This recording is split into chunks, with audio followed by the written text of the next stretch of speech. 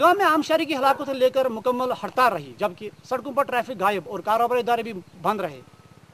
कल पेश आए वाक़े के बाद जिले में तनाव जैसी सूरत हाल बनी हुई है, जबकि बुरहान वानी की बरसी को लेकर अलहदगी पसंद की जानिब से दी गई कॉल का भी असर देखने को मिल रहा है। अगर जिस जिला इंतजामिया की तरफ से कोई भी बंदिश आयद नहीं की गई है, ताहम किसी भी मुमकिन गड़बड़ी से निमटने के लिए चेकिंग पॉइंट्स बनाए गए। अब हालात किस कदर रहेंगे ये आने वाला वक्त ही बताएगा। ईटीवी के लिए मैं कुलगाम से तनवीर वानी।